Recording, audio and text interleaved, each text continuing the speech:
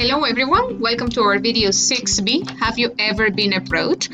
As you can see from the title, we're going to be talking about present perfect today, okay? Our three objectives: to talk about actions that started in the past but are not finished yet. Our second, to compare and contrast past and present actions. And number three, to describe important moments in life. As usual, we have three suggestions for you guys.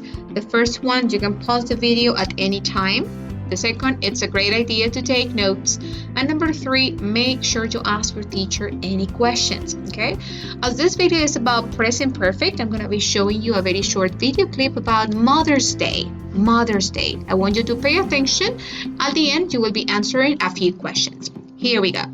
But the modern era Mother's Day was created by Anna Marie Jarvis. Anna admired her mother, who had tended to the wounded during America's Civil War, and later became a community activist. When young Anna was 12, it is believed she heard her mother pray that one day there might be a memorial day for mothers, for all the good that they do. Young Anna never forgot the prayer, and when her mom died in May of 1905, the plan for a holiday was born. In 1910, West Virginia became the first state to observe the second Sunday in May as Mother's Day. And in 1914, President Wilson signed a bill that officially made the second Sunday in May Mother's Day. Since then, Mother's Day has become one of the most profitable holidays for florists and the phone company's highest volume day of the year. This probably wouldn't have pleased Anna, but deep down she would have to be satisfied that on her Mother's Day, millions of moms around the world receive extra attention and well-deserved hugs. Okay, so let's go back to our presentations. Did you see? They were using past simple to talk about actions in the past, but they were also using present perfect. So let's try to compare these two tenses using the chart we have on the screen, okay? As you can notice here, we have very common expressions, time expressions we use in simple past on the left side of the chart, and then we use present perfect, some time words on the right side.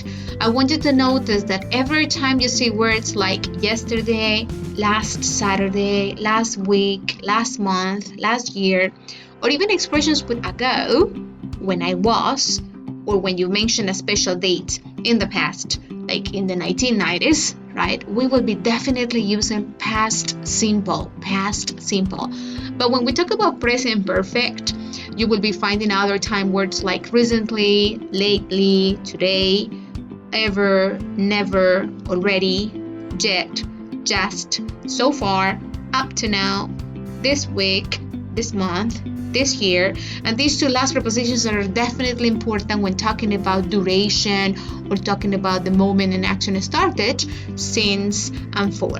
Okay, so when you see any of these ones on the right, make sure you go with present perfect. Okay, now let's talk about present perfect. When is present perfect used? Okay, we have 5 different uses. The first one, to talk about unfinished actions.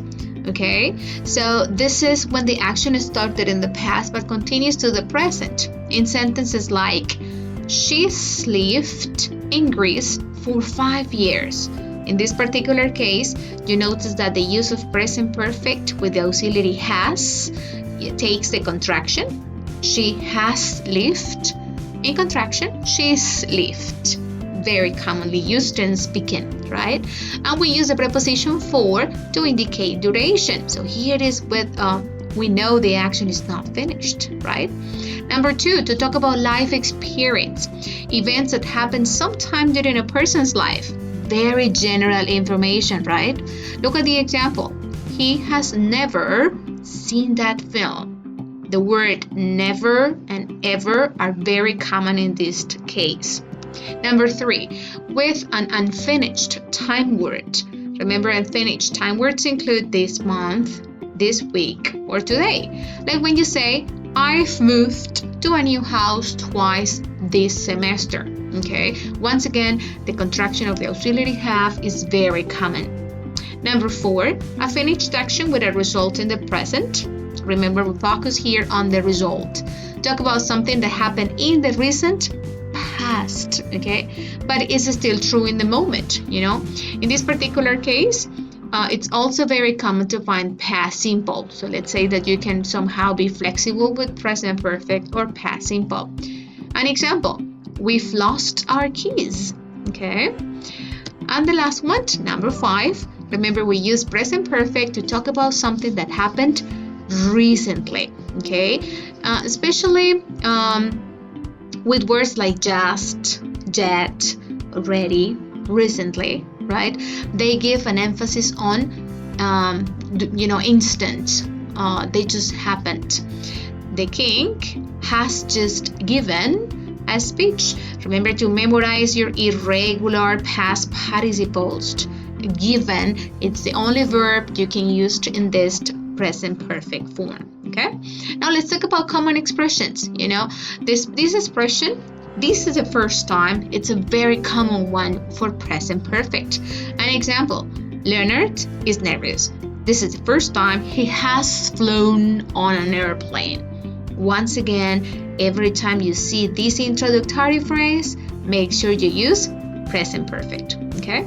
Now let's talk about past simple to contrast what we have been talking about so far. Past simple is used for finished actions, states, or habits in the past, right? Look at the example. I went to the cinema last night. Last night, it's a time word that is indicating a finished event. What about the second? Da Vinci painted the Mona Lisa. Well, this is general knowledge, right? This is just common background information we know. We know this refers to the past as well. Look at number 3. I've hurt my arm. I fell off a ladder when I was painting the kitchen. If you notice here, we're making a little combination of tenses. We started with present perfect, right? But then when we moved into details, then the past simple is used. So make sure you have this in mind. Number 4, she went to a bar. People were listening to music. She sat down and ordered a drink. If you notice here, we're talking about a story. Very short story, but we're technically narrating consecutive events. These consecutive events also take past simple. Okay? Now, finally, remember that past simple is also used in the second conditional. And afterwards, like if. If I won the lottery, I would buy a new car. Okay? Technically, grammatically, this is what we need. Past simple in the if clause. Okay? Now, let's do some practice. In the following slide, I'm showing you 7 different examples. I want you to think about the best answer using the words in parentheses. How would you combine or how would you conjugate those verbs into simple past or present perfect correctly? Okay, pay attention to the time expressions. I'll be helping you with the first one. When I was a child, present, past, past. When I was a child, I swam a lot. I want you to pause the video for a minute and I want you to try to anticipate the answers for the other examples. Now that you did it, here are your answers. When I was a child, I swam a lot. Make sure you check the other 6 sentences and understand why we're using present perfect for 2, 3, 5, and 7, but we're using past simple for 4 and 6. Okay? If you have any questions, make sure you ask your teacher next class. Okay? And now, finally, remember to complete your homework, your video checking below. If you have any further questions or you want further information, you can check these references. I hope you find this video helpful and I'll see you next class. Bye!